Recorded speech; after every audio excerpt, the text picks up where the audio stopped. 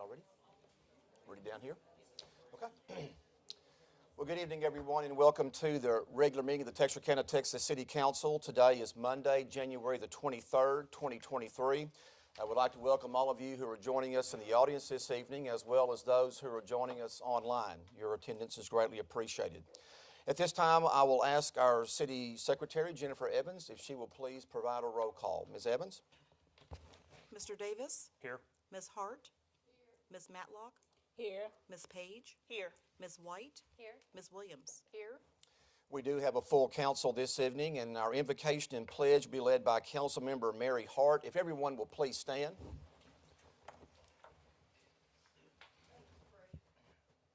Father God in heaven, we come before you this afternoon, presenting to you the council and the citizen of the city of Texarkana, Texas. Father, we pray that our decisions will be wise and pleasing, and that we will have prosperous future behind the decisions that we do decide. We ask this in Jesus' name. Amen. Amen.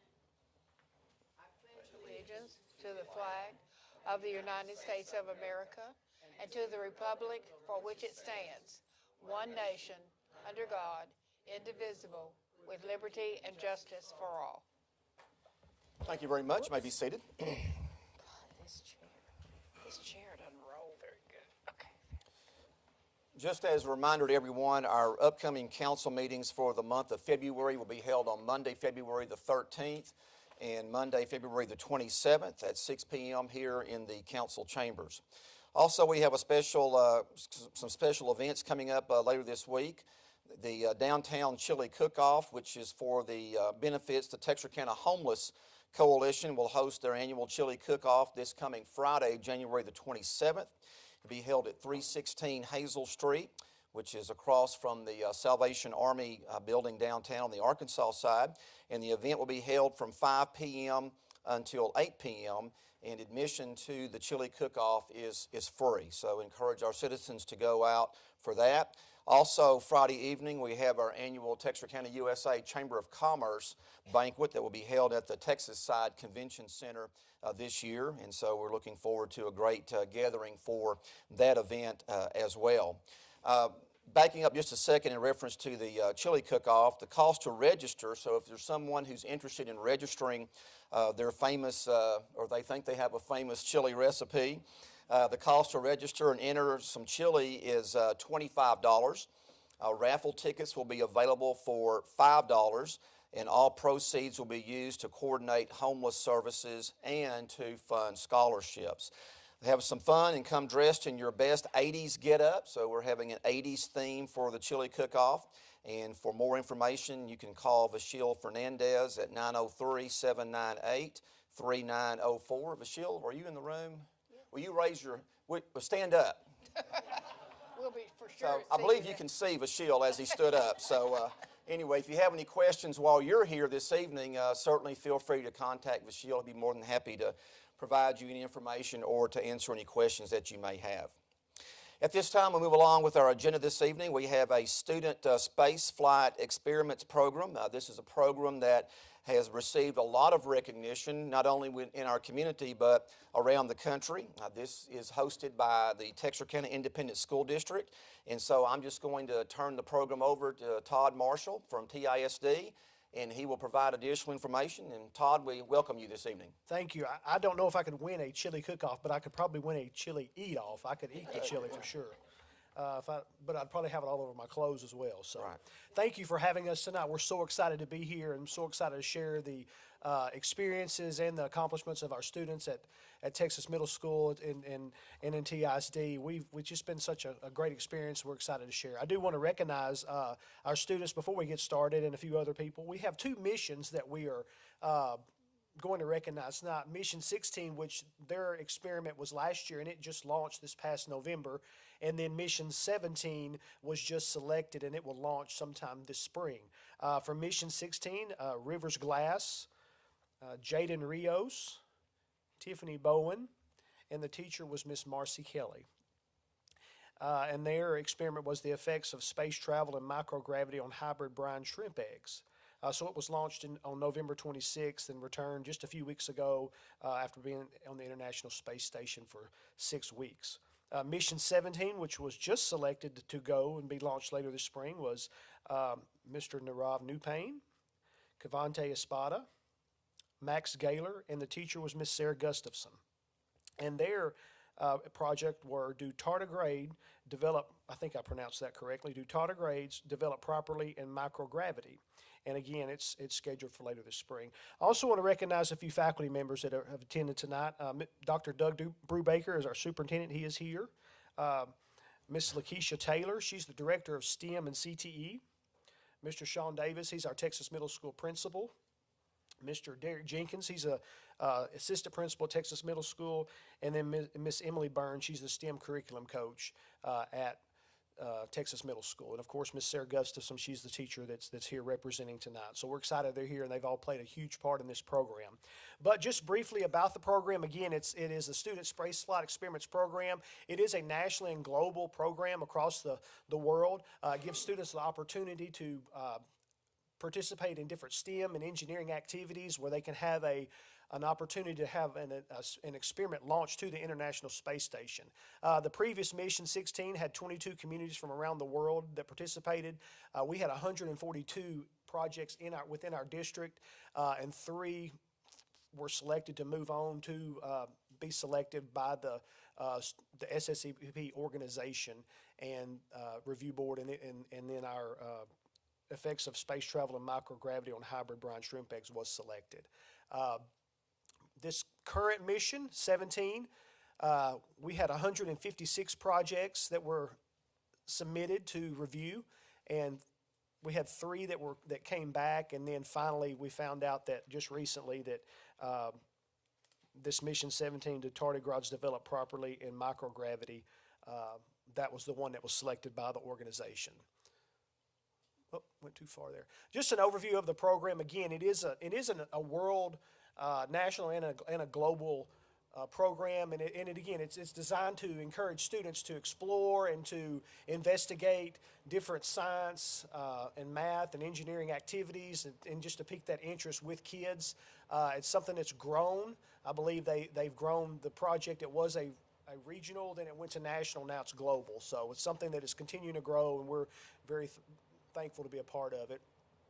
It is grounded in education and pedagogy, as we would say, but it does allow students the opportunity to, again, they're working together, and that those soft skills that they're able to master and complete as they work together and learn how to work on a team and how to problem solve, how to work with one another. Those are skills that are going to benefit them throughout their life, no matter which career choice or wherever their lives may take them. Again, each experiment is designed by students, and the actual experiment that is selected is sent to the International Space Station. And while there, actual astronauts, they conduct the experiment in space, and they document it and record it, and they send those results back to the schools that are selected. And again, it is a huge program that has grown. So enough about that stuff. I know you want to hear from our kids. So at this time, I'm going to ask Miss Emily Burns. She's going to come up. I'm going to ask our students that are here to participate if you would come up here. They've got a few things they want to share with you. And again, we appreciate your time tonight, and we're excited to let you hear from our kids. Okay, all right. Thank you very much, Todd. Hello, good evening. So we know that you want to hear from the kids, and they're a little nervous, so they have their notes with them. But the first question, y'all kind of come around where they can see your face. So the first question I want to ask is, who wants to tell me about their experiment briefly? Who wants to go first? Rivers, go ahead. Okay. Tell you what, pardon me, just 1 second, Rivers. We have a cordless microphone. If we could maybe Wonderful. utilize that, and that way everybody will be able to hear the audio. All right. If you want to face the audience, you're fine to do that too. So, okay, I will shut up now so you can speak. So our group was Mission 16, and I'm Rivers, and this is Jaden. And our experiment was over hybrid brine shrimp, also known as sea monkeys. They were developed by Harold von Brandt, and they the kit in the mail. The kit comes with an aquarium, the eggs of the shrimp, and food for them. So they undergo a station or state, what is called cryptobiosis, which is where they're in a frozen, lifeless state where they can't move or do anything. But when added to water, they hatch and come to life.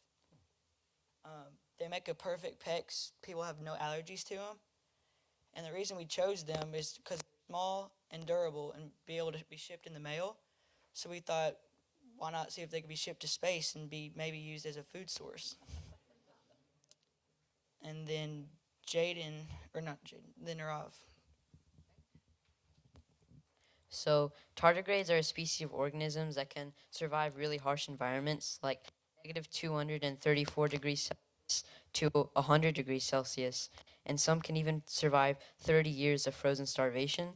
So, our experiment will consist of tardigrades being placed in tubes and being grown on the International Space Station.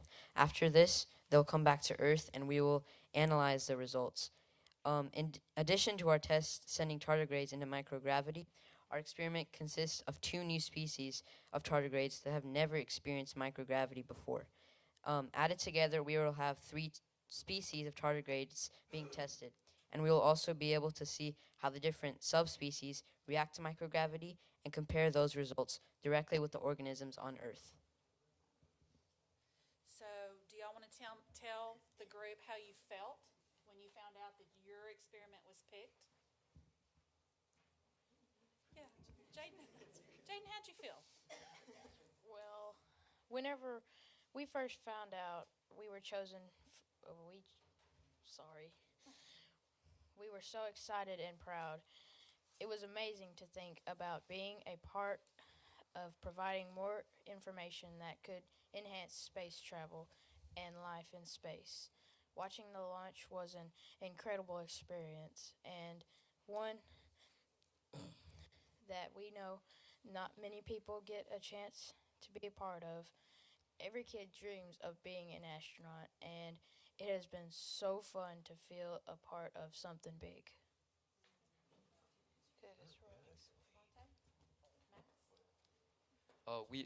We feel honored for our experiment to be chosen to fly to the ISS. This is something that only a few people around the world are given the opportunity to do. It is one of the greatest achievements to have your project go to space and for you to see the results of something that your group created. We are all deeply honored to be able to do this and are excited for our mission to launch to the ISS. Okay, so somebody tell me how they think the results, because they get the experiment back and then they have to perform the experiment here and see if microgravity affected their experiments. So, how do you think that that's going to help future spaceflight? What is that going to do? What is the benefit of doing these experiments? When the sea monkeys return to us, we would like to know if there is a difference in how many hatch, how long they survive, and a noticeable changes in body or behavior. Not only are sea monkeys unique in their ability to be frozen, but they are also a good source for the astronauts to use as they spend longer durations in space. Sea monkeys have the ability to be a food source for other animals or even the astronauts themselves. They also provide a unique ecosystem that could help with farming in space. The results of our experiment will provide information on the likelihood of other living organisms surviving and thriving in microgravity.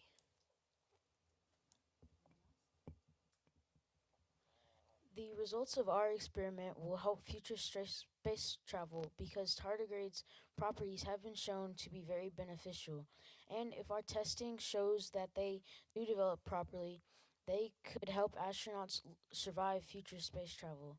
Studies have shown that dehydrated blood pellets bound with tardigrade sugars have a 90% capability to rehydrate. This could aid someone that is suffering in the aftermath of a medical emergency. Research is also in progress to use tardigrade glucose to create dry vaccines for remote locations without the ability to store regular vaccines. In addition, tardigrades undergo cryptobiosis, a state where they are able to withstand extreme conditions for a long period of time. Scientists could further research with these strategies and apply them to astronauts for long-term space exploration. So, when Dr. Brubaker brought this to us and challenged us with this, that I pushed it out to the teachers, and they gave the students the parameters, the what can happen, what can't happen, what we can send to the space station, what we cannot send to the space station, and then just turned them loose. So what you're hearing is all them. It is, we helped facilitate and help make sure they were staying within those boundaries, but everything you hear is them. They did the research, they reached out to professors at colleges, and they got all the information that they needed. So last question, now that y'all are experienced in this, what would you tell other groups, because we have this for 5th grade through 8th grade. So what would you tell others that are going to start this for the first time? What have you learned? So we have learned that it's important to read directions carefully and ask for help when needed. So pick a topic that's interesting and fun. For us, using sea monkeys made it fun. At the same time, they provided a great way to learn more about life in space. We're very grateful for this opportunity, and it's something we'll always be proud of. I would tell them that it requires a lot of cooperation and teamwork, and that you have to put some time and effort in order to be successful. You also have to have a curious mind and think about what projects would be best for microgravity. In the end, it's a very cool experience, and our group is very proud of being able to participate. Thank y'all. Thank you.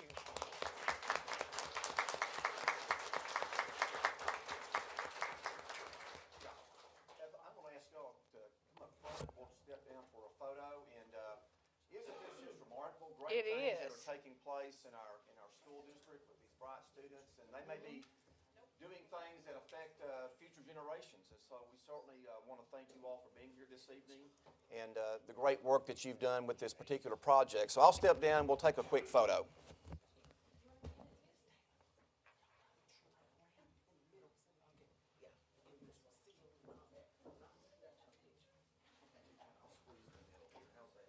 Yes.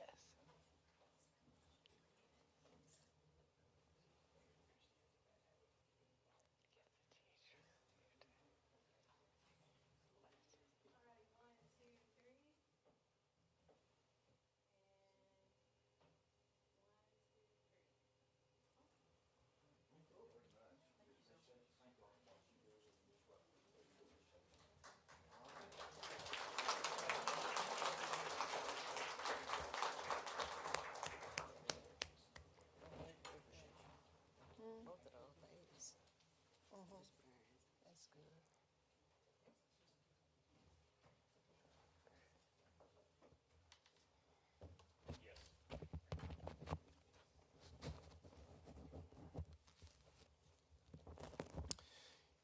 In addition to thanking our students, I also want to thank our teachers. Yes. It's a special calling to be a teacher, and so we certainly appreciate our educators in our community very much. Before we move on to our open forum comments from the public, I want to ask Officer Parker if you will please come forward, sir. I'm going to show you off this evening, all right? So, Officer Parker is with the Texarkana, Texas Police Department. He serves as our bailiff for our council meetings, and a couple of things that are new to the department. First of all, the department is now going from a traditional police officer's hat to a black cowboy hat, which I think looks very sharp. Oh, all right. Pardon me? Navy blue. Is it navy? Okay, navy blue. All right. And then also, if you'll notice the badge that Officer Parker is wearing, this is a special badge to celebrate our sesquicentennial 150 years of being a city. This is our 150th anniversary this year, and the police department did all of this within the department. They designed different examples of badges. They did research on this, and when they conducted their research, they determined that dating back to the 1800s, a majority of the law enforcement badges in our country were in the shape of a star. And so thus we have the star-shaped badge with the rim around it. And the badge number has a very unique badge number. It's badge number 150, so all the badges have the same badge number to celebrate, once again, 150 years of being a city. And so the official date's December 8th, so we have some events that will be scheduled throughout the year to celebrate our 150-year heritage. There's a special committee in the city made up of representatives from the Texas side and the Arkansas side who are working on these projects together. And so, Officer Parker, do you have anything that you would like to share with us? Or? No. Okay. Grab the microphone, Officer Parker. Grab that microphone if you want to say something. I hope you do. I'm in trouble, but that's all right. He'll be working radar when I go home, I promise you. So.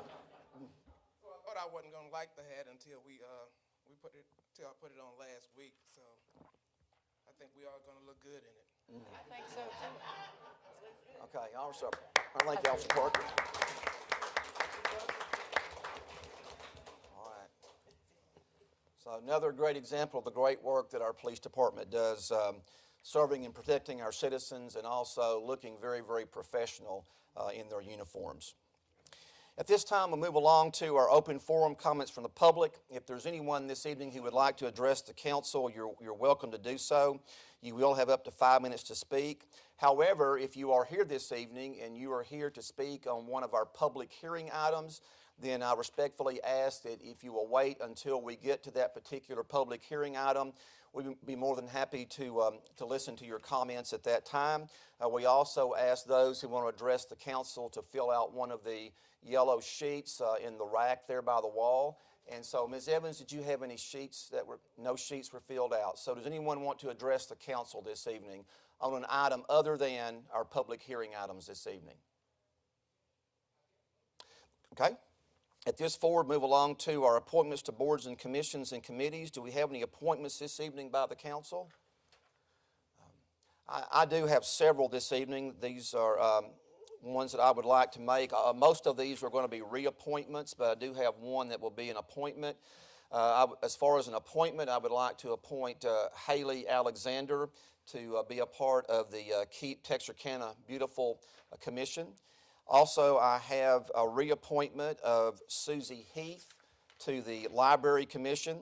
I also would like to reappoint Matt Robertson to the Airport Authority Board, as well as Rob Sitterly to the Airport Authority Board, and those are the ones that I have this evening. Are there any others by the council? All right, if not, I'll hear a motion for approval. There's one. I'm sorry, I apologize, there is one. I would also like to reappoint Sonia Hubbard to the Riverbend Board. Appreciate her great service to that board. So those are the ones I have. Are there any others this evening? If not, is there a motion for approval? So moved. Second. We have a motion by Councilmember Williams, a second by Councilmember Hart. All those in favor say aye. Aye. Opposed, no. Those appointments have been made. I want to thank these citizens for their continued service, serving our citizens, and also Ms. Alexander, I want to thank you for your interest in serving on the Keep Texarkana Beautiful Commission. At this time, move along to items for consideration. We do have one item on the consent agenda. It's item number 1, consider approval of the minutes of the regular meeting of the City Council held on January the 9th, 2023 at 6 p.m. Unless there's any further discussion about this item, I'll entertain a motion for approval of the consent agenda. Is there a motion? We have a motion by Councilmember Page. Is there a second? Second. Second by Councilmember Matlock. All those in favor say aye. Aye. Opposed, no. The consent agenda has been approved. We'll now move along to our action items. We have one item under the heading of first briefings. It's item 1, ordinance number 2023-015, rezoning on an approximate 2.999 acre tract of land being tract 71B in the Thomas Price Headright Survey A-466, located at 530 Sowell Lane, from planned development office to commercial. Wes Haley, representing Haley's Body Shop owner. We will have a public hearing on this item at our next council meeting on February the 13th, and also council consideration at that time. At this time, we'll have Michelle Daniel to brief the council on this item. Good evening, Michelle. Good evening, Mayor, and good evening, Council. So this is a request to rezone a tract of land located at 530 Sowell Lane from Plan Development Office to commercial. The future land use map has designated this property as regional commercial. The adjacent zoning is general retail to the north, single family 2 to the east, Plan Development Office to the south, and commercial to the west. The adjacent land use is a church to the north, vacant land to the east and south, and I-369 to the west. The front of this lot is commercial, and the rest of it is Plan Development Office. So one lot is divided into 2 different zonings, and so the agent is requesting to have the whole lot as under one zoning as commercial. Staff and Planning and Zoning do approve this request, and I'll be happy to answer any questions. Michelle, are they looking at a further expansion of their footprint, or? Not to my knowledge, no, Okay. sir. Okay, just having a rezoning at this time. Yes, sir. Okay. Any questions by the council on this item? All right, thank you, Michelle. Appreciate your input this evening.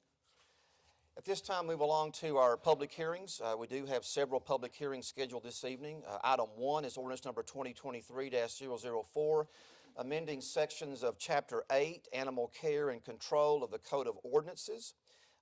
And we will have a public hearing at this time. So at this time, I declare the public hearing open on this item. If there's anyone who would like to, Michelle, do you have additional information to provide on this item? Yes, sir. Okay, go ahead. I'm sorry. Go ahead. Sorry.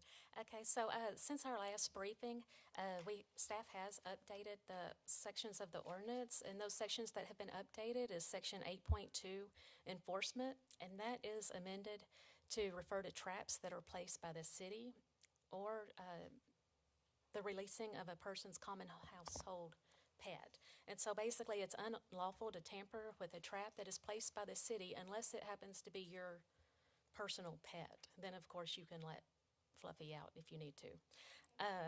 The other section was Section H in Section 8.2, which said it is unlawful for any person to set a live trap without registering the trap with the city, and that has been removed in its entirety. Section 8.6, Restraint, is amended to address the Texas state law with subchapter E is provided in the agenda packet by removing the words chaining and chain.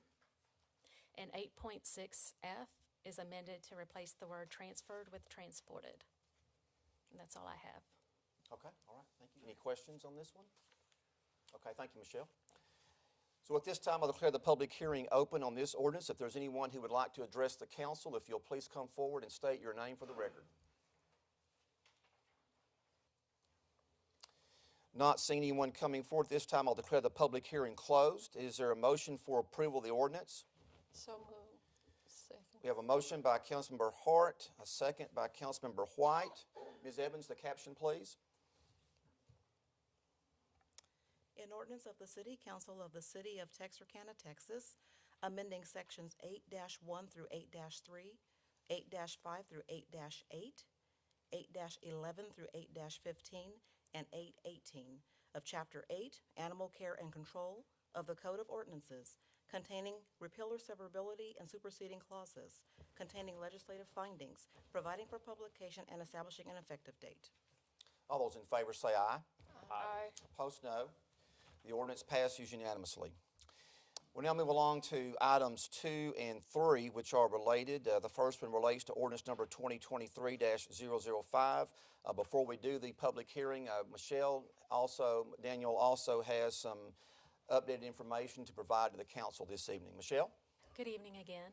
I wanted to let y'all know that the Texas Department of Transportation has agreed to work with the agent to allow access off of Hampton Road.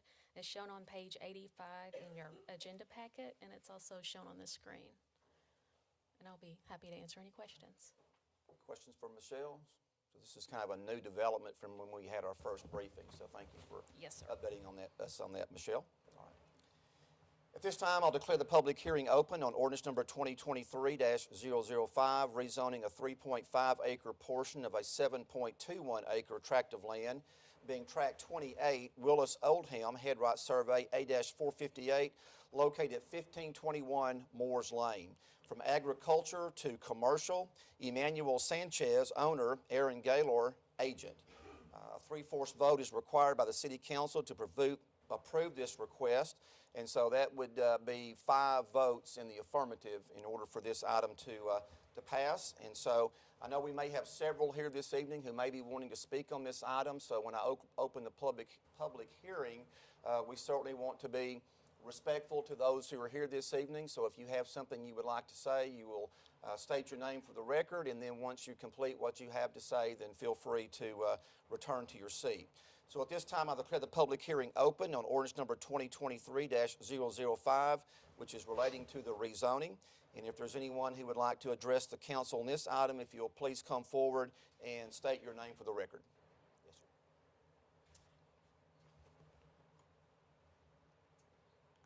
Hello, City Council and Mayor. I have a prepared statement. My name is Aaron Gaylor. Good evening, Mr. Gaylor. Good evening. My name is Aaron Gaylor. I've been a resident of Texarkana for 15 years, and I'm a licensed professional engineer in the area. I've previously designed and or developed other complemented locations in Texarkana, such as Texarkana Therapy Center, Wisteria Salon, Eagle Dental Center, and Favicide. I'm here today to humbly ask for your vote for rezoning and site plan approval for the Moores Lane Business Park development. It is located on Moores Lane immediately east of the Galleria Oaks business area. This development location is shown to be within a designated business activity center as shown on the Texarkana future land use map within the comprehensive plan. It also carries a future land use designation of regional commercial. In the measuring progress recommendations within this plan, it states, number 1, that the future land use plan is to be used as a guide for development decisions and future planning efforts. Number 2, it states that the city is to develop policies and incentives that encourage development of predefined activity centers.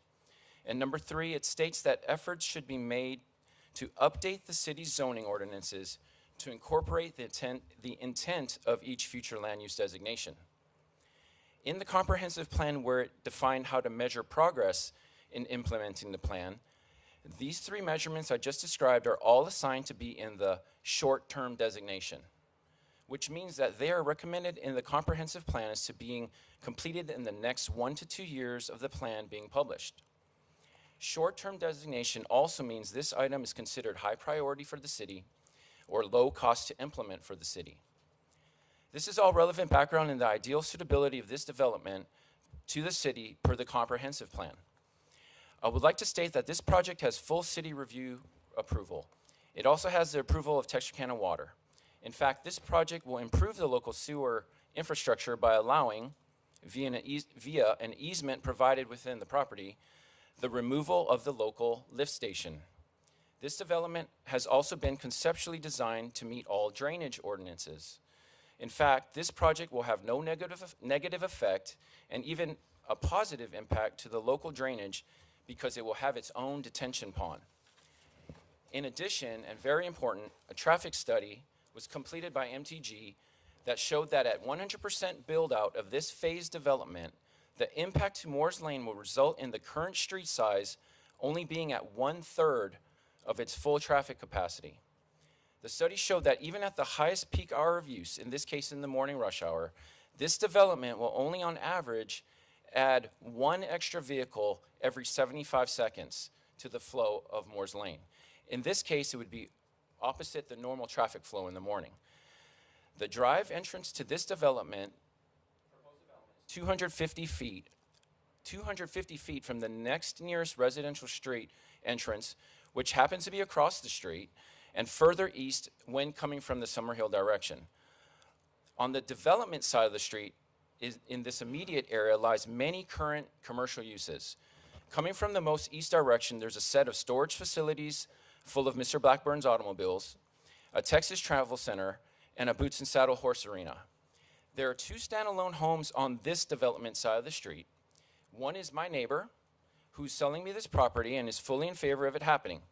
And the other is an older single-family home next to the Travel Center, which undoubtedly will be sold and come before you to be rezoned commercial. I feel like this development will only enhance the city of Texarkana and provide a destination. I feel like this development will only enhance the city of Texarkana and provide a destination that, as a business park, will allow for small businesses to take root and grow, as well as adding valuable tax dollars to the city tax base. For too long, the only viable business park has been in Nash. And with no business park of this kind north of the interstate, within the boundary of the city of Texarkana, this business park development will allow Texarkana to capture or recapture that sales tax revenue. This development will be built with upgraded horizontal architectural metal panels, and all PD ordinances will be followed for nighttime lighting and limiting of light pollution. It will also have a 15-foot setback on Moore's Lane that's to be used for a walking path with small trees that will serve as a continued beautification and beneficial use for the community per the Partnership for the Pathways. City Council and Mayor, thank you for your time. In conclusion, I strongly feel that this development will be a pro-growth benefit for the city of Texarkana, and again, I humbly ask for your positive vote for rezoning and site plan approval. Mr. Keller, I just got a couple questions for you. So, can you kind of share with us the type of businesses that you're envisioning having in this particular location? Just some examples. So it's going to be a business park, which means that it could be anything from offices, it could be just general office type of work to, I foresee it actually just realistically, I foresee there being a startup church there that needs space, a large space. I could see it being just office. I could see it being perhaps a dance studio or a martial arts place. I could see it being like, it's basically for offices that don't need Richmond Road type of frontage that is fairly expensive. It's a contractor's office. I mean, I could even Some type see, of back office. yeah, you know, something that doesn't care so much about paying for their nice frontage that costs a lot of money, or they don't need the drive-by traffic to advertise. It could be even like an insurance agency or something like that. I know that there was one question that came up about the use or access of semi-trucks. You don't envision anything like that because I think the buildings are not going to be constructed to where they would have like docks or loading docks that would be accommodating something like that? So for semi-truck traffic, that's usually based more in the end use of the space. In no way and normally that would be for bulk distribution or bulk storage. We will not have any of that in this development. Also dock high space. Dock high is like when you have a 4-foot wall next to your building for trucks to back into and unload. We're not going to have any loading docks in this project. I don't foresee any 18-wheeler traffic. I foresee perhaps some FedEx or UPS trucks here and there, but that's it. Okay, and then the property to the east, which is like the Boots and Saddle Club that's used for horse training and other events, they've requested that that boundary line, which is a tree line, boundary line, to remain because of their need for that with horses and animals during the summertime, I'm assuming for Yep. shade and that sort of thing. So are you in agreement of leaving that green space or that Yes. boundary there as well? There's actually a drainage line, a creek there with a tree line. And in working with my neighbors when I was helping to put the design together, I talked to my neighbors and I realized that they would rather that tree line not be affected because it offers them summer shade for their events. So I actually kind of just completely changed the design in order to preserve that tree line and push. You can see that we're going to keep the tree line and the creek as is, and we'll build on the other side. Okay, all right. Any questions from the council? Don't leave. There may be more. Okay. Nothing at this time? Not at this Okay, time. Any other questions from the council? Okay, thank you, Mr. Gaylor. Appreciate your information, sir. Public hearing is still open on this item. If anyone else would like to address the council, if you'll please come forward and state your name for the record.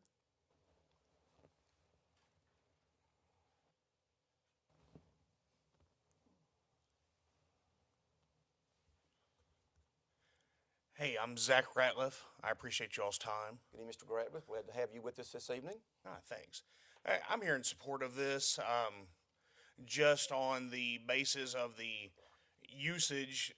My in-laws live over by Northridge, and they're looking for an office and for one of their small businesses, and they're having to rent downtown on the Arkansas side, and just with as they're getting older, he's wanting to be closer to home.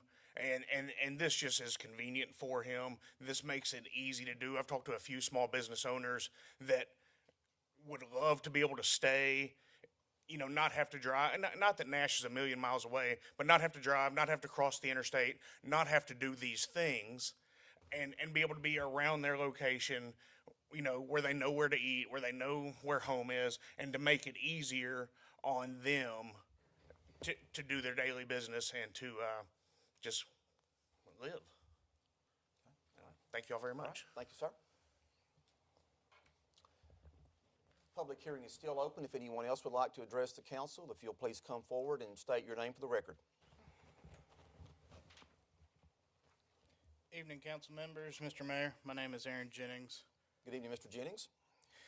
I live across the street from this zoning change. Have a couple concerns with it. We have concerns, and I say we. I was the one who helped put together that petition. We had well over 70 people sign.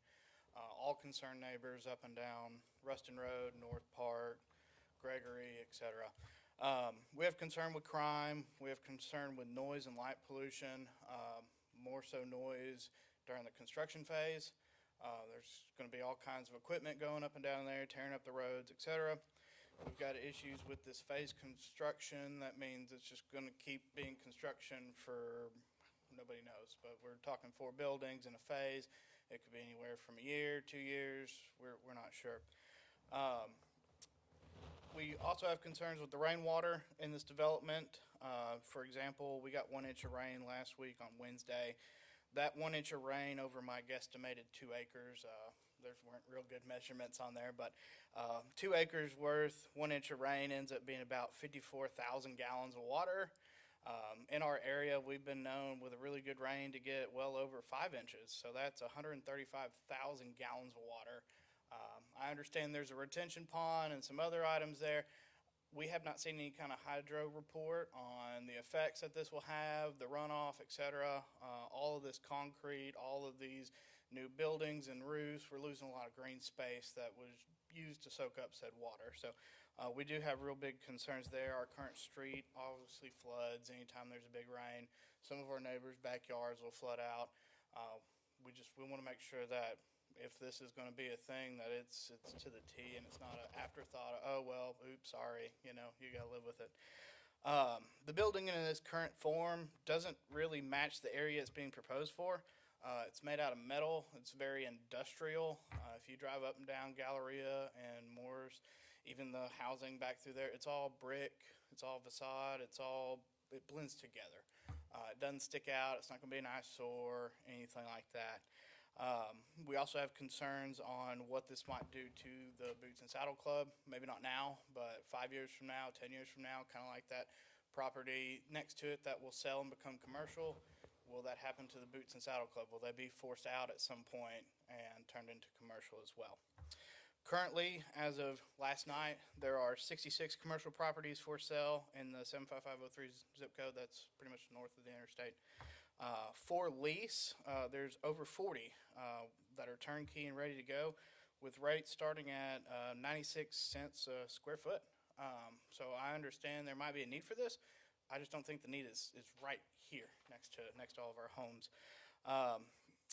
The need for more rental space, I just don't see it there. It's in a bad location. While there is access to Hampton, it's still not considered the access road. So there's still going to be a bunch of traffic up and down North Park and Moores and all the other different smaller roads there. Just like a mile and a half up the road, there at 1710 Moores Lane, there's a 4.47 acre lot ready to go for sale that would be way more suitable for this. It would kind of keep the traffic back where all of the commercial stuff is, not right next to all of our homes. So in closing, I would just like y'all to consider if this particular development was being built 300 foot away from your house, What would your concerns be? What would your thoughts be? Thank you. All right, thank you, Mr. Jennings. Public hearing is still open if anyone else would like to address the council.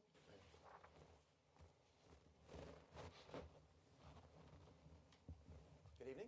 Hi, I'm Kay Thomas. I live at Northridge and am very familiar with this property. And I would like to say, very simply, this is a great project, but this is not the right place for this. And we have seen this in Texarkana, Texas, where we had, and I think it's a necessary project. We are saddled with the burden in our city of two mistakes like this. And I'm speaking of necessary buildings and projects that were placed in the wrong spot. And I'm talking about the Bi-State Criminal Justice Center and the public library are two examples. And I know we're supposed to move the library. And, but this is two examples of good things that are needed, but they're not in the right place. We are not anti-development. I'm not at all. I want people to make money. I want businesses to happen. But it needs to be in the correct place. And I guarantee you, if this were a group of orthodontists that were seeking to purchase this and put their practice there, you would not have so many people out here upset about this. And the Boots and Saddle Club folks already have severe flooding problems. And if you put more asphalt over there, there's going to be, I think there's spaces for like 167 cars. And where's that water going to go? We already have issues on North Park Road as you continue on around in the curving maze. That road is in terrible shape, and it will be worn down even more by this. And I can't help but think, what if this were a development? Because none of the people I've talked to have expressed a distaste for this property being developed. It's simply this project. Can you put up a picture of those again? And we talked to the zoning commission about the harmonious nature. By its nature, the purpose of this development doesn't exactly, it's not exactly the same. And aesthetically, it is not either. These are essentially metal boxes. These aren't even sophisticated designs for good metal buildings. A development would be at a better harmonious purpose for this area if it were like a small coffee shop and a sandwich place connected to a dance studio. The last time I heard about this, we just weren't sure what these other what other businesses were going to go in back here.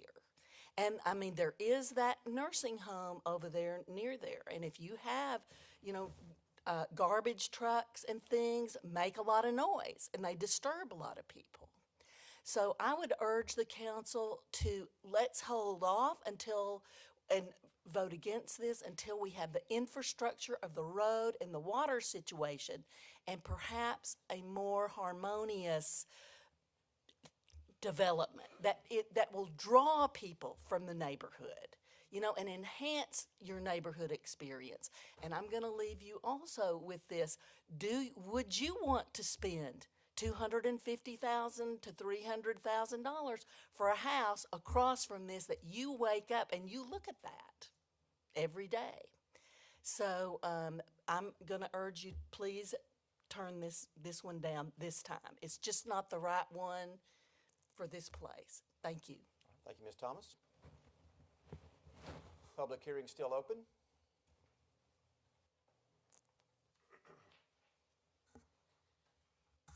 I'm old and deaf. I've caught part of this, but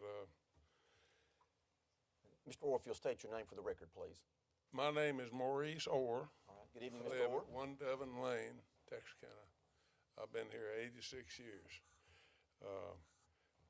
I understand that I think I was told that one reason for this is because the property is cheap.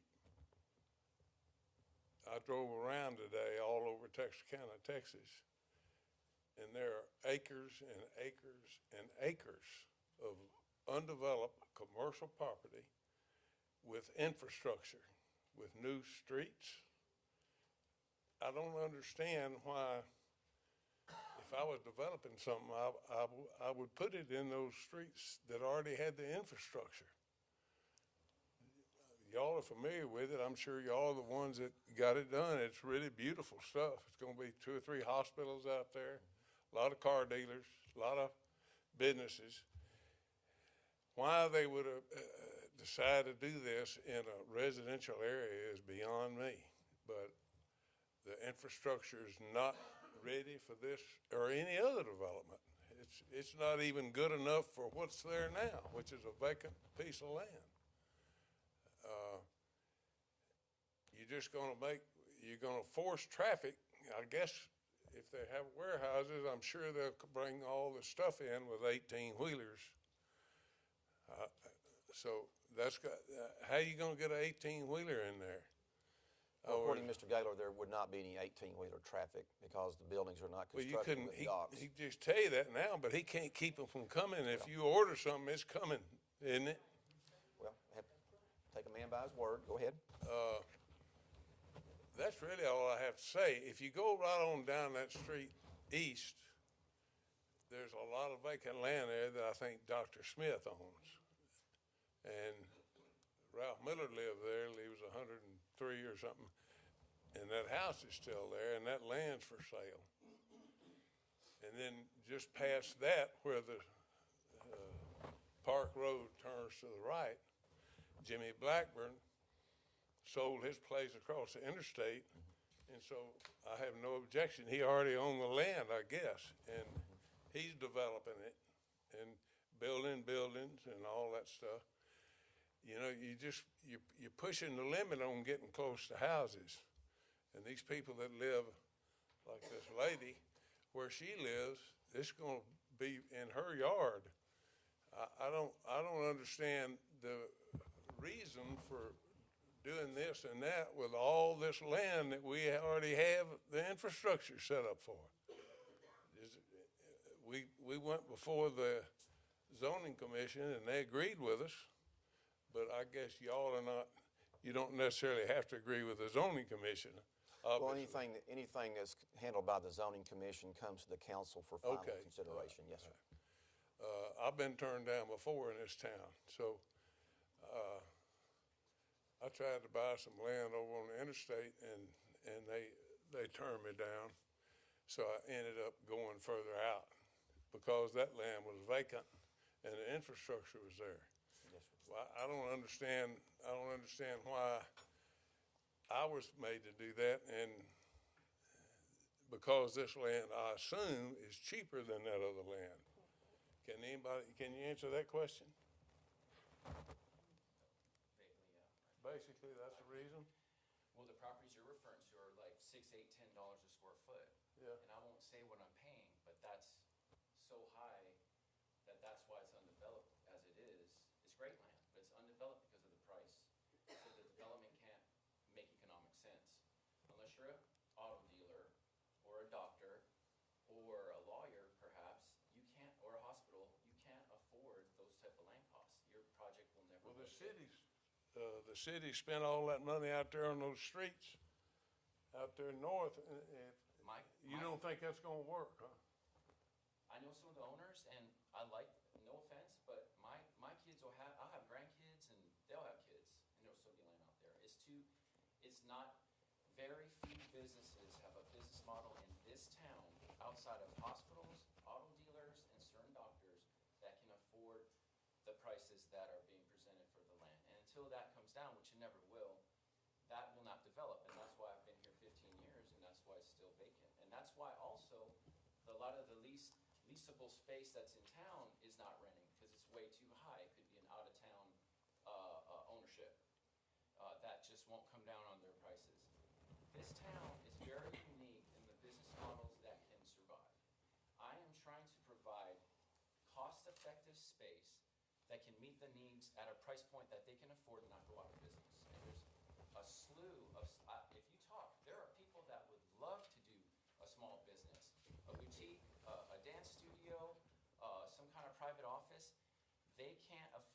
space that's around. Secondly, of the inventory that you might find available, those type of spaces are what we tend to have a lot of. Residential style buildings that are converted into commercial space or built to have nice curb appeal and landscaping and all this sort of standalone business.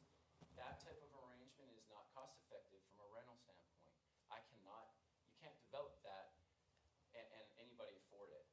No orthodontic or anybody is gonna go into this exact spot and develop some luxurious facility and build it there. And the 4.5 acres that's down the street, I would love to have that. It's like almost $1 million that they want. So if you're gonna spend $800,000 on a piece of land, there is no business plan that'll work and ever make it survive outside of hospital or auto dealership, and maybe major medical. So I'm keenly aware of the needs of the rental market.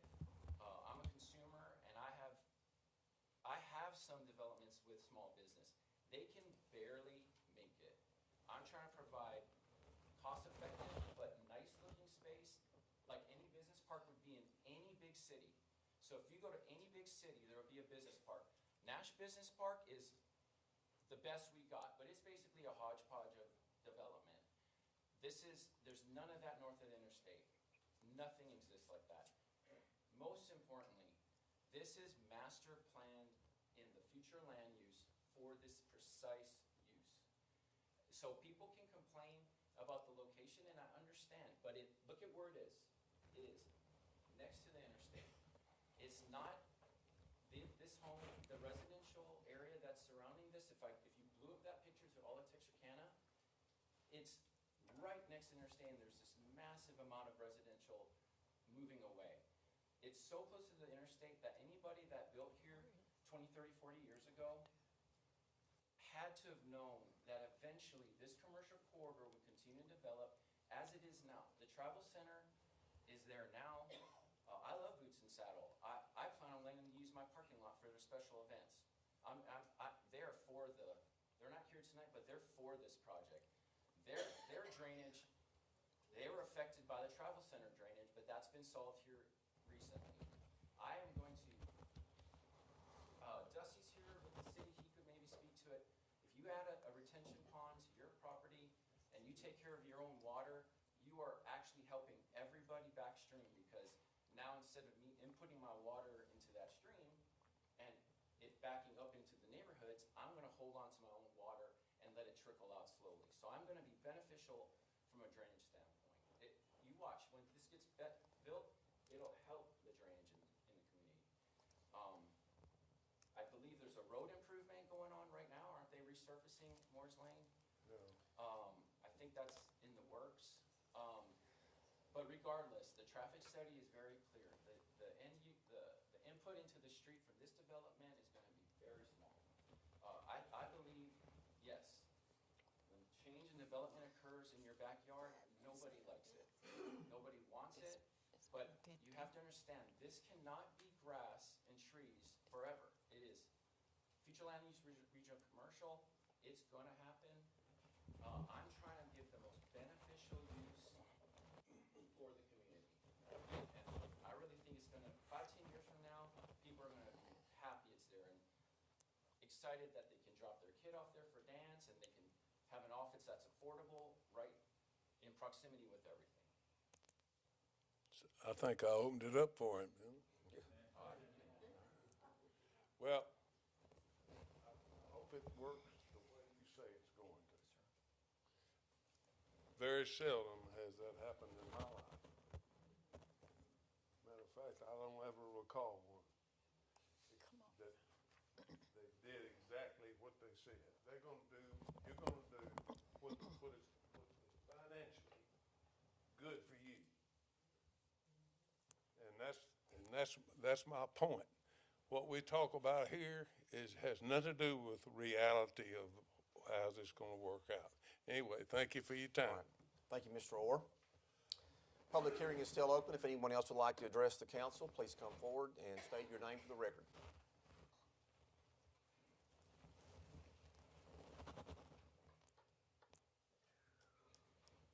Evening, evening, sir. Good evening, Mayor and Council. My name is John Revels. I live over on Ruston Road, 6010. Yes, sir. And I just want to make a couple of points. At one time, Ms. Thomas had said something about the design of the buildings not being very attractive. And it seemed like I remember Mr. Gaylor had said something about possibly being able to readjust the look of the buildings to be able to more aesthetically please the area. So we would like to see what he can do there. I've been in the neighborhood for 25 years. I'm one of the oldest constituents in the neighborhood now. When we moved in there 25 years ago, you know, there were a bunch of older folks there, but now we're the older folks in the neighborhood. And I just wonder what this will look like in another 10, 15, 20 years. Is this going to become a dilapidated area that has nothing but rats and cats? And I really don't want to see that happening. It looks like, to me, a lot of the businesses are back to the west of this area. It seems like at the corner of Hampton Road and Moores Lane, most of the businesses are back to the west. It just kind of stops right there. There is the Red River Pharmacy, but that's one business in the area there. I just want y'all to make sure, you know, the area, the people that are living there. Ruston Road is less than 200 feet from the entrance to this place, and I really don't want to pull out on Ruston Road and look at that every morning at 5:30 when I go to work and see all the lights lit up. And that's all I've got. Thank y'all. Okay, thank you, sir.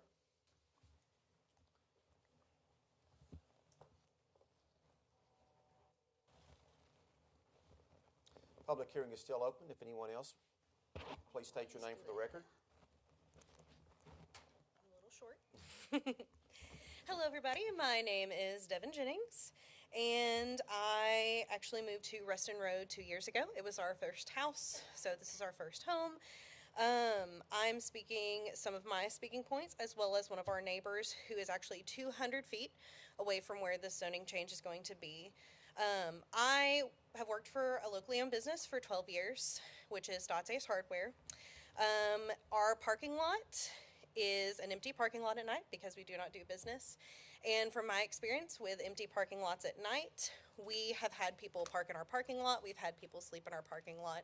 We've had people walk from our parking lot to the Arista apartments behind us to break into vehicles. And our parking lot is lit up all night long. So we've had people throw their trash in our parking lot. Just as someone who has had experience with an empty parking lot at night, whether it's well lit or not, I know that unmentionable activities can happen, and I don't want that 300 feet from my house. I don't want somebody parking their vehicle in that parking lot and walking into our neighborhood and breaking into our homes and our vehicles and our garages. So that was my concern, as well as the light pollution. Our neighbor who lives 200 feet away from where this is going to be happening, her name is Gail, and she's not here tonight to speak because her husband is quite ill. So her husband does suffer from COPD, and her concerns is that when this starts, the dust and fumes and everything from the construction is going to aggravate her husband's COPD. She says that already living as close as they do to the interstate, she can tell when the wind blows just right that it does aggravate his COPD, and she is very concerned about that. She is also concerned about the vehicles at night, as well as the lights at night shining right into their bedroom window. It is right there where people are going to be coming out of that parking lot. She is also concerned for the noise from the traffic, and she is also curious about where the wastewater is going to go, as that waste station is at the edge of her property. She did speak to a city maintenance technician when they were out there. They said that the current station could not service any more places, and a new one would have to be built if this goes in. And when we do this road construction and put in this waste station, taxpayers will probably be the ones paying for that. The roads leading up to it was one of our concerns because they are quite poor, as well as the roads on Cork Lane and the Moores Lane, where all the doctor's offices and everything are in there. You know, those roads need to be redone pretty badly. Another concern was all of the current empty buildings in Texarkana. I was born in Wadley in 1992. I've lived here my entire life. In my 31 years, empty buildings are really just kind of part of the Texarkana landscape, as we can see in downtown, as we can see over where Cinemark is, as we can see in Summerhill Square. Empty buildings, they have been empty for as long as I've been alive, most of them. And I know for a fact, since Cinemark has been built, there's a strip of 3 or 4 buildings right behind Reggie's where I don't know that anything's ever been there. So that's what we don't want to see, is this development come in and we end up with an empty parking lot and an empty building that's going to sit empty forever and ever and ever. Texarkana has a tendency of getting bored, so when we get new stuff, we say, oh, that's really cool, and we like it for a year or 2, sometimes 3 if we're lucky. Then we stop supporting it, local business being one of those, and then it goes away, and then that's how we end up with empty buildings. So I'm for development in Texarkana. I love Texarkana. I chose to buy a house here and start a career here because I loved it so much. This is my home. My family's here. But there are right places and wrong places, and I feel like this place is not the place for this project to go. I feel like there are other opportunities for this type of growth and development, and 300 feet from my house is not it. So, thank you. Thank you, Ms. Jennings. Public hearing is still open. If anyone else would like to address the council, please come forward.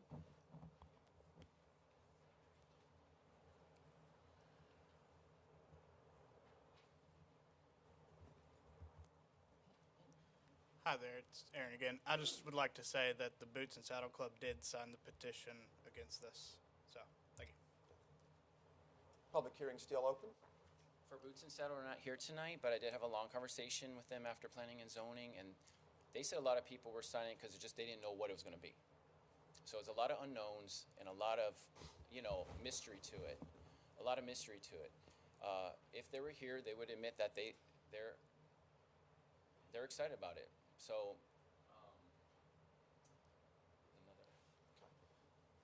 Dr. Smith?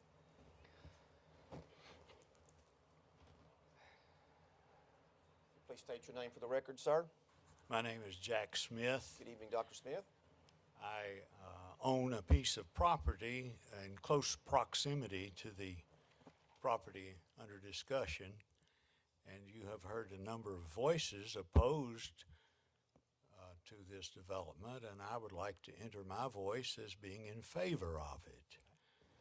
I applaud someone who wants to make a development, who's willing to take a chance, who's willing to improve the value of a piece of property, who's willing to see the community grow. I know some of the other neighbors have concerns, and what I've heard is people are concerned about change. I think this will be a change for the better. I believe the city council and the city will respond appropriately to create the supporting infrastructure if the road proves inadequate, as they have done on Moore's Lane, west of Summerhill. I can envision a road of that caliber coming on to the east on Moore's Lane. I have seen a lot of change. When I came here in the 1960s, that was Cork Lane. It was in the middle of Cork's dairy farm, and the Boots and Saddle Club was right there in the middle of the dairy farm, and then it became more commercialized and was changed to Moore's Lane so that people could locate Dr. Bailey's office up there. Nobody knew where Cork Lane was. But I'm in favor of a positive vote by the council if that means anything, and those are the reasons that I see it. We live in the land of the free and the home of the brave, and I think this man should be free to pursue his dreams, and because he's brave enough to do it. Thank you, sir. Public hearing is still open. If anyone else would like to address the council, please come forward. Mr. Davis? If I may, Yes, sir. this particular project is being built in the ward that I was elected to represent, and I've definitely had a large number of people reach out to me directly, and Aaron Jennings being one of those. He has done a phenomenal job in, letting the community in that area know that this project was coming. But I do want to go ahead and share some of the points of interest and thoughts that I have had presented to me directly from concerned parties, city staff, reviewing the meeting notes of the planning and zoning meeting myself, and then speaking with Casey Boyette, who is one of the members of the Planning and Zoning Commission, who actually reached out and called me. This is still being recommended for approval by the city staff, so nothing has changed. Their recommendation to this, even after being denied, there was nothing brought up in P&Z that would have caused the city to change their recommended approval to this. This area, as already shared previously, is designated as regional commercial in our future use map. And so that's something that, City Council needs to be mindful of whenever we are making decisions out there. One of the things that I knew right when I got my first phone call on it was that, this particular piece of property is going to have to be planned development. And city staff wisely has made that part of the recommendation. So there are going to be some restricted uses for this piece of property. So just because it may be changed to commercial, that doesn't mean that everything under the commercial umbrella is going to be able to be utilized in this space. I'm not going to bore everyone with the entire list, but there's quite an extensive list of things that are going to be restricted from this piece of property. I spent my time serving on the Planning and Zoning Commission, and a lot of times whenever communities are against something coming in, the word harmony or harmonization or anything like that starts coming into play. Once again, I do want to reiterate that this is already designated on the future use map of regional commercial. So I'm not sure, as far as it being residential area is going to be able to meet the standard for myself. There actually is a business park type structure already at 2010 Moores Lane that's less than 1,000 yards away. If you're coming from Summerhill Road, just past the creek on the left-hand side, there's a building that is built similar to what we've been shown on his site plan. A lot of the conversations that I've had have boiled down to the next 2 points that I'm going to cover, and the first one being sewer, and basically I'll go and throw in water and drainage into that.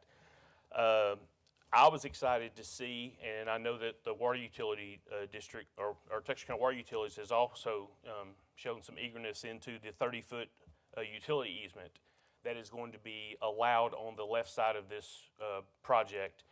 And what I've been led to believe by my conversations with city staff is that this is going to allow us to be able to get rid of the lift station that those that live in the area have seen our water staff have to go to on a routinely basis to make sure that it is working to the standard that it should be for those needs. But I am interested in hearing more from the city, if and particularly the water utilities, if that's not going to be, a good thing for the neighborhood. To this point, I've been told that would be a benefit to a lot of folks. And then the biggest thing that has been talked about for the people that I've talked to is just going to be the road and then the traffic. Currently, the road's 24 feet wide. There was a traffic impact analysis completed, and that is available in our agenda packet tonight, that says that this project will not negatively impact this area. And the capacity of the road, like I think already shared, was still going to remain below 33% of what this road can handle. So, I mean, for me, traffic is going to be moot in that particular, discussion. one of the things that I looked at on the site plan was, is there going to be an area for a dock to be built for 18-wheelers to be able to, make deliveries? At this time, there's not one on the site plan, and with this being plan developed, he would have to bring something like that back in front of council, or at least planning and zoning, to be able to, bring that to this particular project. So the largest vehicles that we're going to see entering and exiting a project like this are already in that area with FedEx and UPS drivers. One of the comments made by one of the concerned citizens was the use of Amazon and everything else online, being able to order things, and this was when it was misconstrued, and this, I think, was very common at the beginning of the concerned efforts, was this was going to be a strip mall, it was going to be retail. And their concern was everything's going Amazon, so why would someone want to build a retail place? And based on my conversations with the developer, this is not going to be a retail area. So you're going to have specific to offices and things like that. Let's see.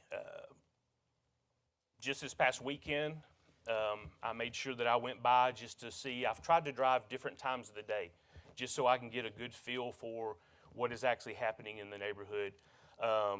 There looked to be like a very fun event going on at Boots and Saddle. I'm not going to get on a horse, but they looked like they were having fun. But you did have the big gooseneck trailers that, were going up and down that road and easily pulling into that facility. Based on the site plan that has been presented to us to consider tonight, the entrance is wider than theirs. So even your trucks turning into this particular facility, like FedEx, UPS, and even Western Waste, which most likely would be the heaviest vehicle that would ever enter into that neighborhood, and they already do. They're going to easily be able to pull in without causing any type of, traffic buildup that probably does occur whenever multiple groups do show up at the same time at the Boots and Saddle place. The drainage aspect of it, it looks like to me, based on my experiences working and looking at site plans, that all of the water drainage is going to run south. So it does not appear that any of the watershed from this project is going to travel north.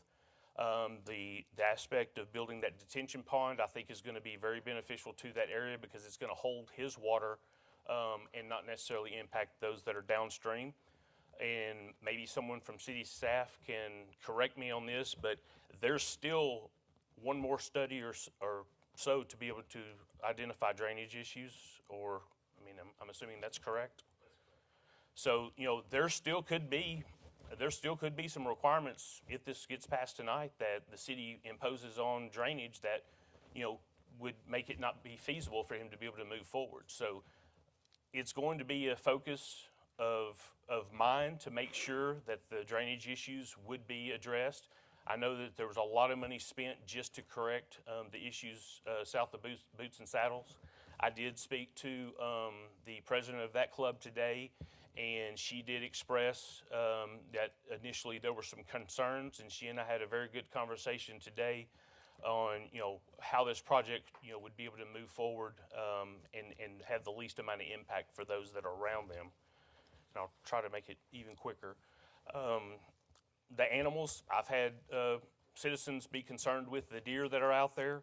I did do some research as far as just, how projects are going to be, handled with, animals that are already in place.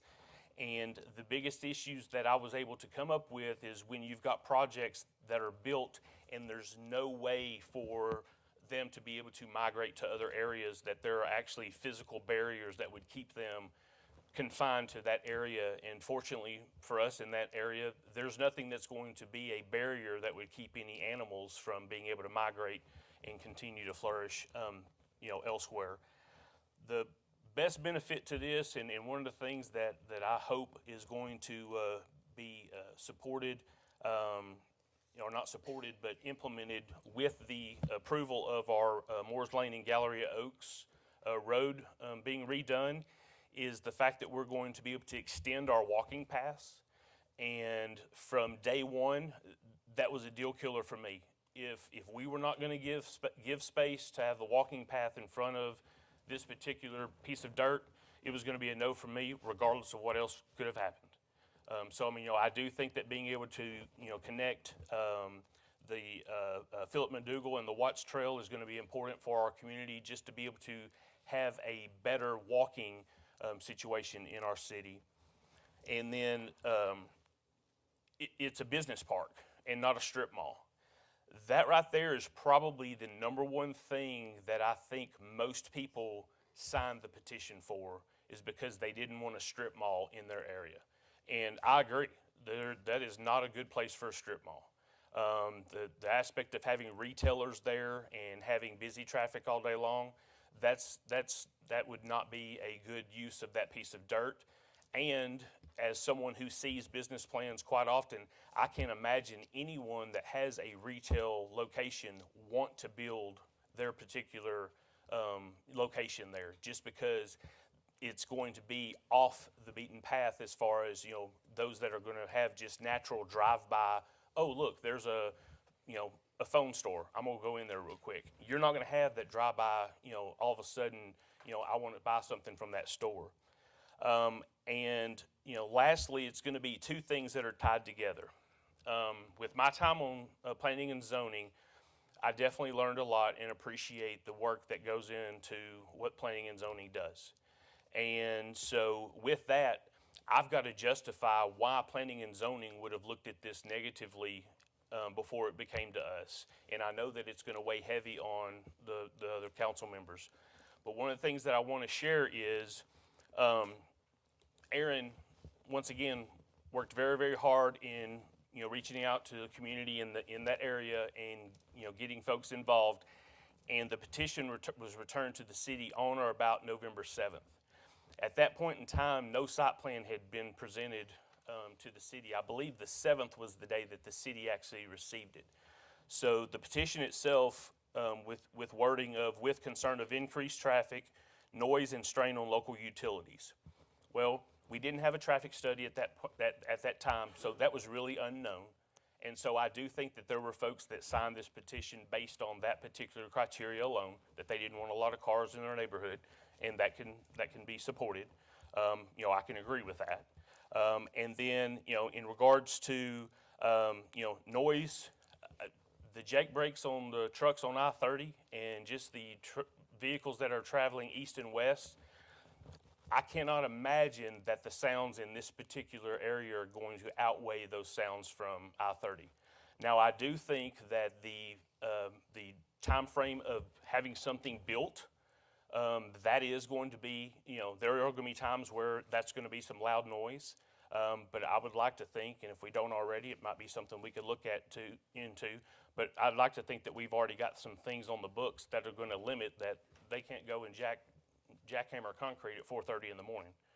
So I would like to think that we can have some things in place, and him just being a courtesy neighbor, he's not going to ask them to do that or even allow them to do that. And then one thing on the road capacity. If you were able to read it, and if I'm wrong, someone please correct me, there's going to be anywhere from 50 to 56 vehicles that are going to be considered going into and out of this project in the AM peak hours, and about the same number of cars that are going to be in the evening. So that's going to be, let's just say 56 cars. In my opinion, and if someone wants to debate this, we can definitely do this, but in my opinion, you're going to have more traffic turn left and go towards Summerhill than they are going to turn right.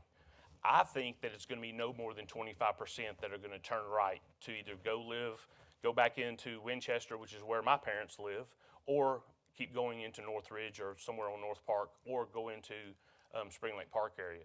So that those numbers are going to allow you to think that there's going to be about 15 cars that turn right in the morning, and probably about 15 cars that turn right in the evening. I spoke with Ms. Jordan today, had a good conversation with her, and we spoke about this, and I just sort of asked her the questions of, if these numbers are true and there's 15 cars that leave in the evening, how many do you think are going to leave before 6? I like to tell my boss I stay till 6 a lot, but I don't. So, I mean, I think that most people are going to leave before 6.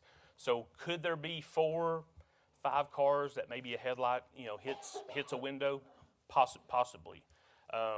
But I don't think that the traffic that's going to turn towards the east is going to be that heavy to be able to impact Rusted and the rest of the residential areas in that area. Lastly on this, and then I'll open it up to folks that would want to discuss my comments. After one of the members of Planning and Zoning called me and just expressed his concerns, and who is now in support of this, who voted no, I reached out to the Planning and Zoning Commissioner just to ask him. My interpretation from the notes was that the biggest concerns were going to be traffic and the water, and as far as the sewer.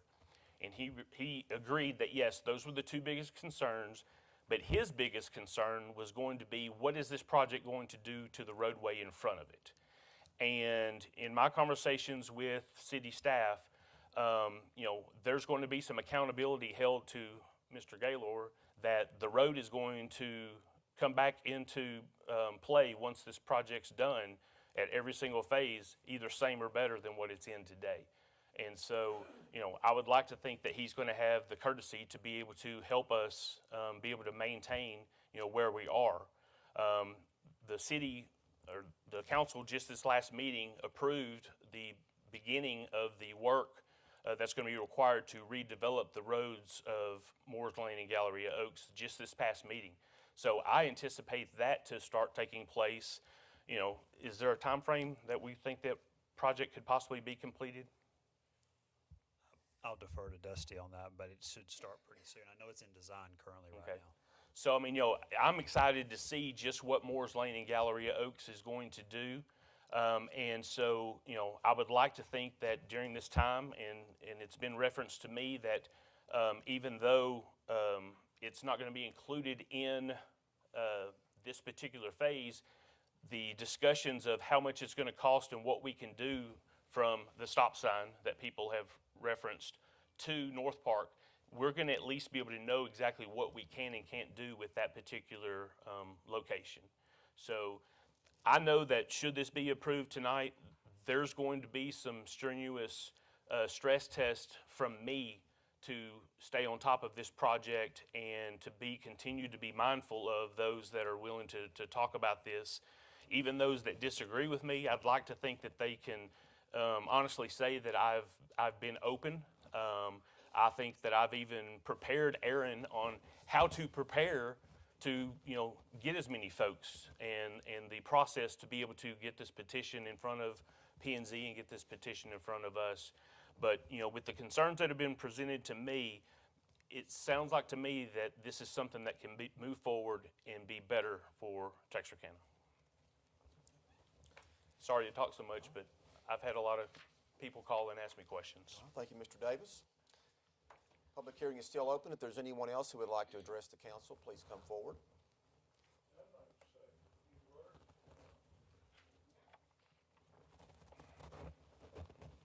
I don't think I've ever been against the development of my life, but everyone I've ever been involved in, I was going to make money. And Dr. Smith, I've known him a long time. As he said, he's in it for the money. I'm not in it for the money, and it's not going to affect my house. I think citizens, though, have a duty to the people that don't even live in that area to protect it from getting a development that is not good for the area. So I think it's like most meetings. This thing was just this wasn't about what the community wants out there. You're talking about all those roads that are falling apart since about a year after the city took them over, where all the doctors are. That was built by a guy named Jim Lindsay, and it was going to be the best thing that ever hit the ground running. And the streets started rolling up on their side within a year after he left, after the city took it over. So I hope this is not that way. I think David Orr probably to make sure it's not, but I think that the citizens coming and talking here has been good for the project, even if it goes or if it doesn't go, I don't care. I've got no, this is not gonna affect where I live. I don't own really hardly any property, so I just wish you luck in trying to get it done right. But like the lady said, we got a jail right in the middle of downtown, and we're spending millions and millions of dollars to try to develop downtown, and the jail is the reason it ain't gonna work. If we didn't have the jail right there, we'd have a lot better shot at it. But a group of people, citizens, approved that thing because they got free money from the federal government. I'm assuming that's generally the way things go. Anyway, I appreciate your time. Okay, thank you, Mr. Orr. Final call for the public hearing.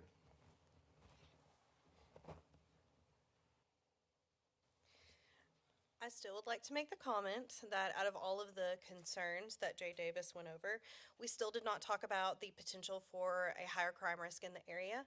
Are there going to be security cameras? Who will be monitoring them? And who do I send the bill to when somebody steals my car? So that is all I wanted to comment on that. Make it quick, please. I'll just address the crime issue, although I have no expertise in it. Down that road, before it goes under the interstate, there was a homeless camp for how many years that you could see from the interstate? Remember the city finally ran that guy out of there? That was because it was a large wooded lot that no one could see, kind of like this one. With all the trees and the forest that are there, it is easy to hide. It is easy to put a tent up. It is easy to be homeless and hide and commit crime there. If it's open and lighted, yes, someone can still do it, but you can see them. As it sits, it's woods and trees that you can hide behind and not be seen. So just my 2 cents. Okay. All right.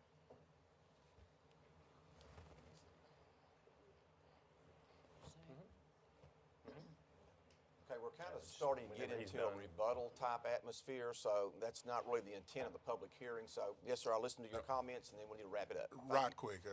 I just think if we're going to do this, it would be nice along that walking trail that's going to be implemented there to be able to aesthetically plant trees, something that will help block the light and make it attractive at least.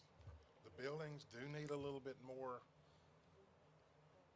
beautification, but if we hide it with the trees, maybe we can go that route.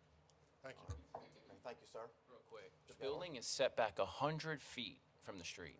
There will be trees on the walking trail. There are the sideline of trees on the side. So it's not as impactful as people are.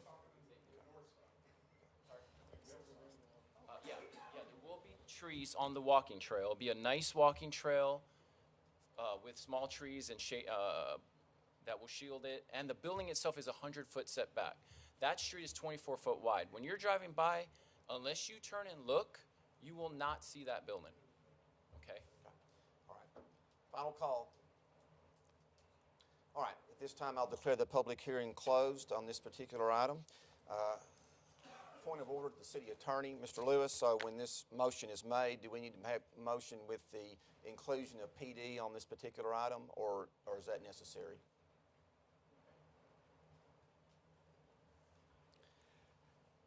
As I understand the zoning process, and Michelle can correct me, the plan development is part and parcel of the site plan and the zoning, as it would have been presented to P&Z, and Mr. Davis, please correct me. The recommendation would have come forward for plan development to be a part of the zoning. Designation would be changed because there is not a plan designation zoning category, commercial. But then that would be carried over. The site plan would never be approved without the stipulation and the agreement that there was a plan development in place.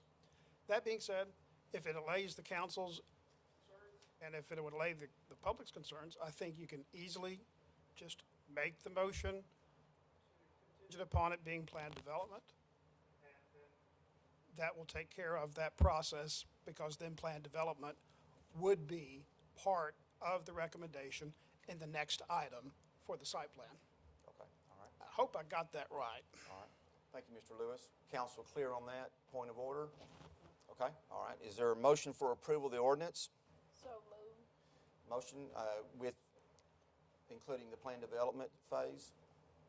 So moved with the plan development phase. Okay, all right. We have a motion by Councilmember Hart. Is there a second? Second. Second by Councilmember Davis. Ms. Evans, the caption, please.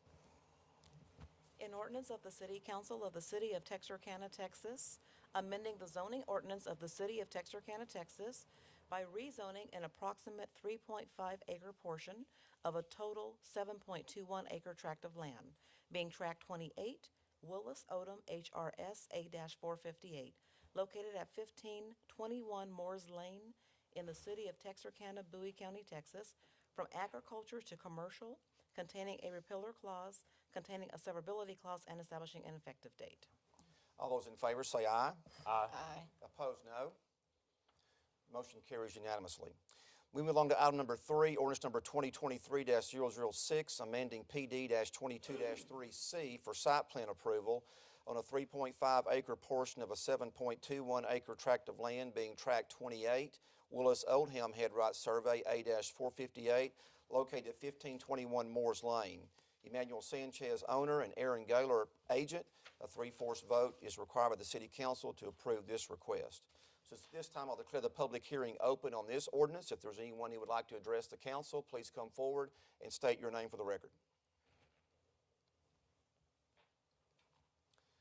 Not seeing anyone coming forward at this time, I'll declare the public hearing closed. Is there a motion for approval of the ordinance? Motion by Councilmember Page. Is there a second? Second. Second by Councilmember Davis. Ms. Evans, the caption, please.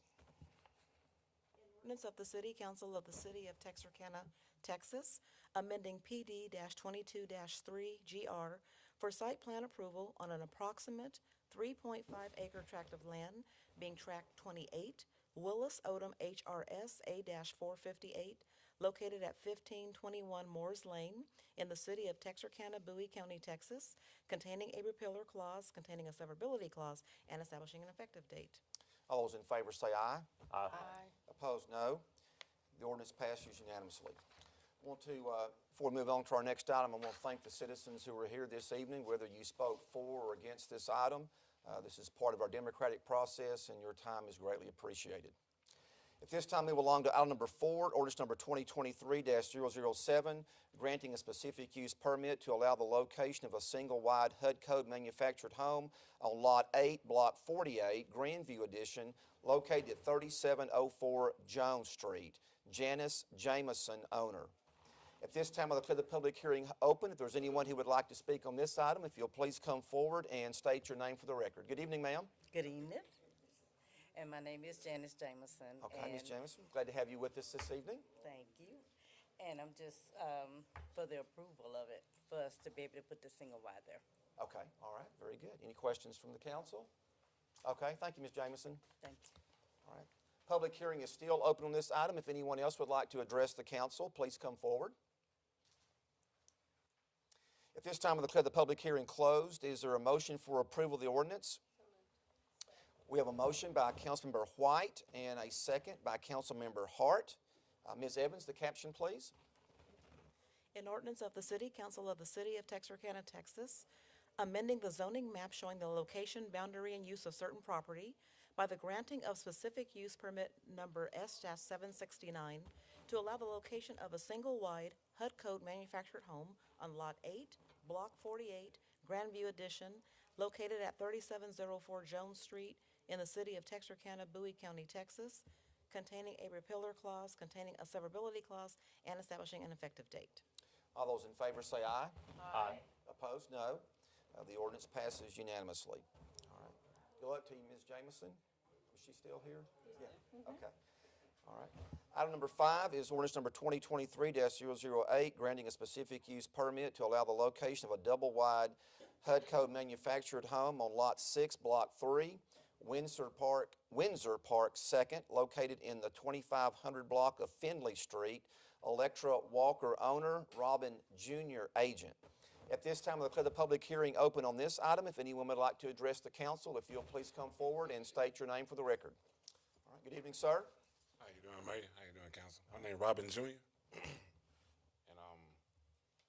we're just trying to put a double wide home here, right at the, man, I really can't say, right at the, where the property, at the bottom, at the black line right there where the 1 acre starts at. Trying to put the house right there in that area right there. And one of my biggest questions is tying in the water line. Do I go straight into where on Finley Street and tie in the water line, or can I go towards West Street and tie in the water line? Well, it probably depend on where the main is located. Is that something, Dr. Orr, that you all could work with Mr. Yes, Robinson Jr.? staff can work with the applicant after approval and work on the water line and any other issues. Okay. Is that okay?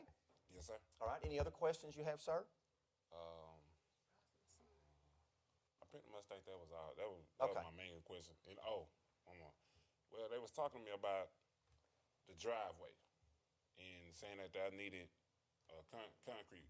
Well, the guy was telling me that I had to run concrete from Finley Street all the way down to the house, and I've never seen nothing like that in any mobile home or manufactured home nowhere in Texarkana. I mean, going into right out the street, having a concrete right there. I mean, I understand that, but he's trying to tell me I cleared the path already while I've been clearing the land.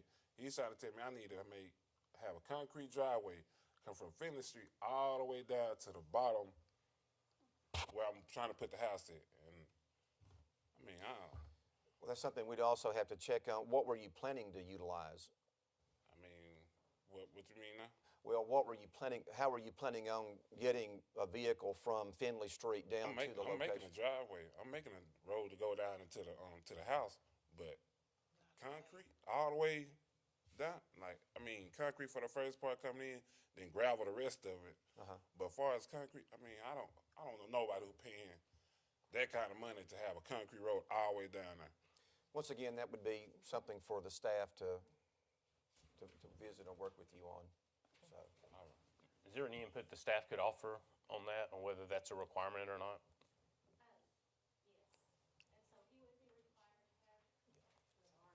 Okay. Ms. Daniel's going to answer the question for us. Ms. Daniel? Yes, and so you would be required to have concrete from Finley Street past your right-of-way, which is where that red line is. About enough for 2 cars or one? Enough for 2 cars. Okay. Yes, sir. See, I figured that, but he was trying to tell me I need a driveway all the way down because the house would be right here. He's trying to tell me I need a driveway all the way down here.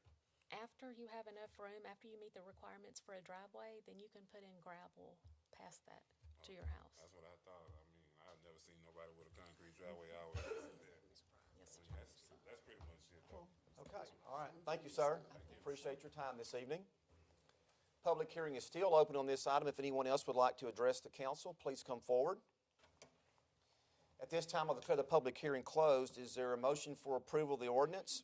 So moved. Is that Ms. Hart or Ms. Okay. Okay. Motion is made by Councilmember Hart and second? Second. Second by Councilmember Matlock. Ms. Evans, the caption, please.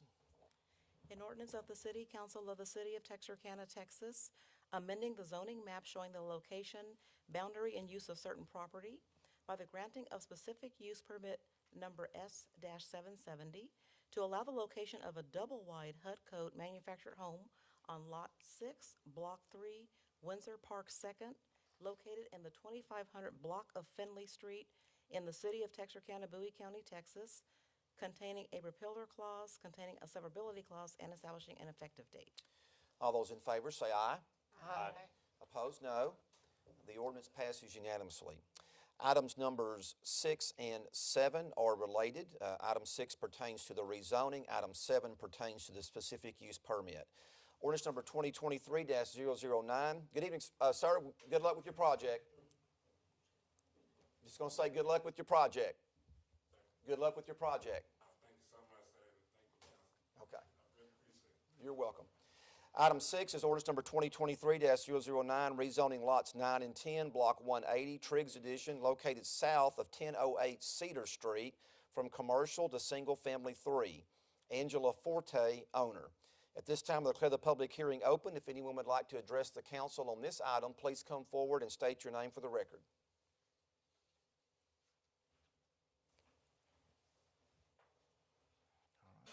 Good evening, ma'am. My name is Angela Forte, Yes, ma'am. and actually it's lots 10 and 11, not 9 and 10, because it's going to sit on 10 and 11. I just want to make that correction. Okay, so it's lots 10 and 11 and Yes. not lots 9 and 10? No, it's going to sit on 10 and 11. Okay, I'm not sure if we'll be able to move forward on that. Will we, Dr. Orr? Since we're, We'll have to check the legal and the ordinance itself to see what. I'm looking at 2023-009, and the ordinance form itself has lots 10 and 11. It may be a typo on the agenda. And the section, the enabling section of 009 does reference lot 10 and 11, block 180 Triggs. Let me look at 010.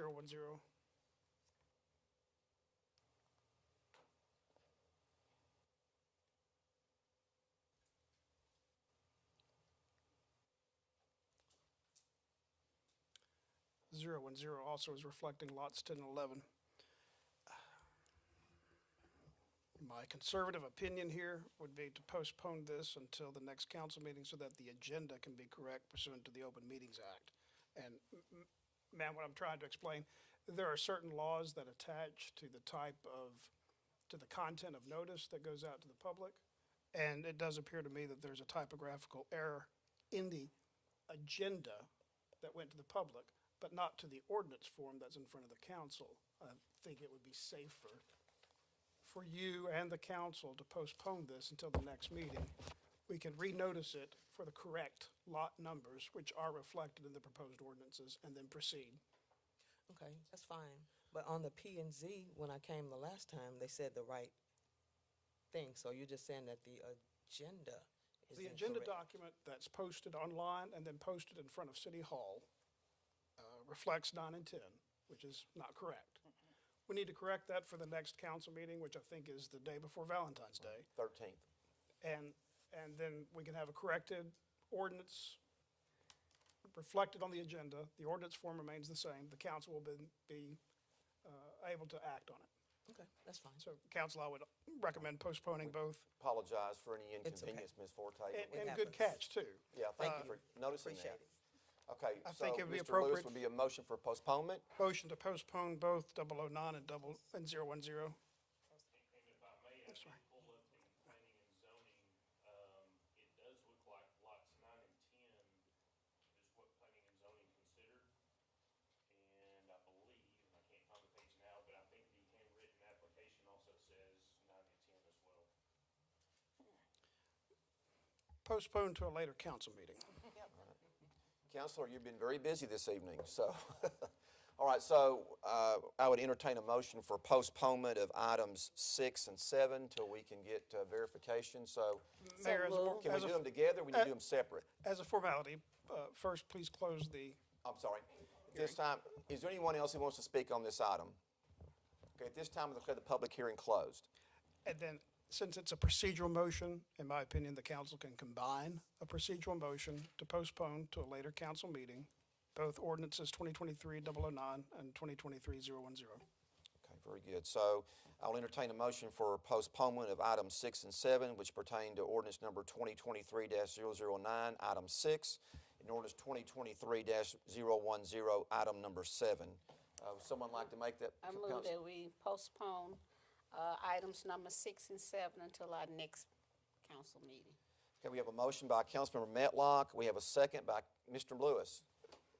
Councilmember Matlock, may I ask that your motion reflect to a later council meeting, because with some discrepancies that have popped up, Okay. I'm not going to rule out the notion of needing to remand back to the P and Z for reconsideration of the correct lot numbers. Okay, I move that items number 6 and 7, ordinance number 2023-009, 2023-010 be postponed to a later council date.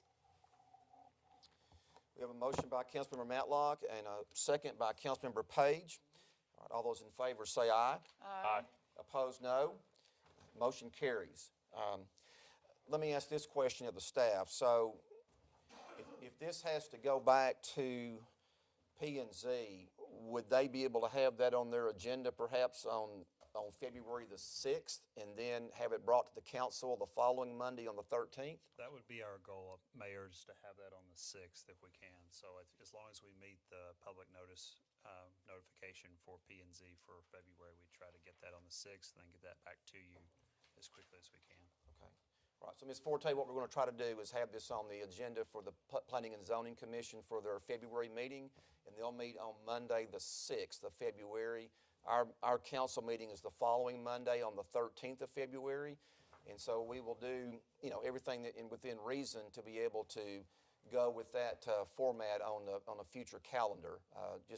We'll work our best to try to accomplish that, okay? Okay, all right, you're welcome, ma'am. And I'm sorry for the confusion, and we'll get it sorted out. Okay. All right, at this time, move along to item number 8, ordinance number 2023-012, amending Chapter 21 of the Code of Ordinances by adding Section 21-1, B as in boy, providing for a variance to distance prohibitions applicable solely to a place of business lawfully selling alcoholic beverages prior to April 9th, 2018, in the specific instance of the business changing ownership or management. At this time, I'll declare the public hearing open on this item. If there's anyone who would like to address the council, please come forward and state your name for the record.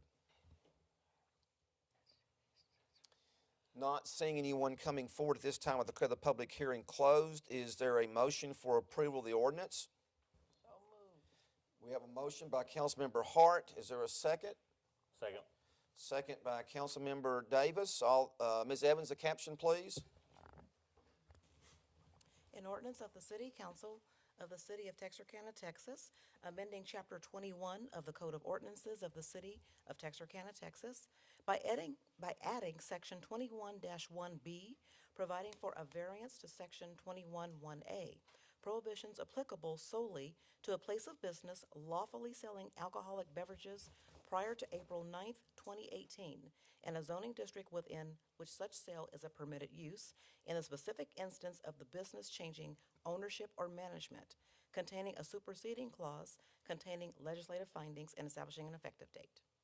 All right, thank you. All those in favor say aye. Aye. Opposed, no. Now the ordinance passes unanimously. This concludes our public hearings portion of the agenda. We'll now move forward with the city manager's report. Dr. Orr? Good evening, Mayor and Council. Just a few updates to pass along to you, and I'll try to be brief tonight. First off, just wanted to report our sales tax is looking good. Once again for January, a total of $1.7 million. That's an increase of about 6.34% compared to the same month last year. And our fiscal year to date collections are about $3.4 million, an increase of 6.53% compared to last year. So sales tax continues to trend in a positive direction. Wanted to quickly highlight our Vital Statistics Office. They received an award from the Texas Health and Human Services Department. This award acknowledges the importance of vital statistics and its impact on citizens of Texans. And so I just want to congratulate Jennifer and her team for this award. And so it's given out every year at the conference. So Congratulations. Great job. Great job. I'll skip over the headgear because you beat me to the punch already on that. Officer Parker modeled that for us quite well this evening. He did So very well. thank you, Officer Parker, once again. The timing was perfect on that. Yeah. And then just finally, I wanted, at your desk tonight, there's some Keep Texarkana Beautiful packets. And so we've partnered with Waste Management. They printed 13,000 of these packets that will be going out to, I said that correct, 13,000. We're going out to area schools and citizens. And so over the next couple of weeks, our KTB board members will be distributing those to elementary schools throughout the community. So excited about this. It just has some information on recycling and education, and then also a magnet as well for your fridge. And that's all I have. Okay, very good. All right, thank you, David. We'll now move along to administrative comments. Do we have any comments this evening from the council directed to the staff? Okay. Do we have any final comments from staff to council this evening? No further comments. Okay, very good. So unless there's any other business be brought before the council at this time, we'll entertain a motion for adjournment. Second. We We have a motion by Councilmember Page and a second by Councilmember Hart. All those in favor say aye. Aye. Opposed, no. We are adjourned. Thank you all very much for being with us this evening. We appreciate your attendance.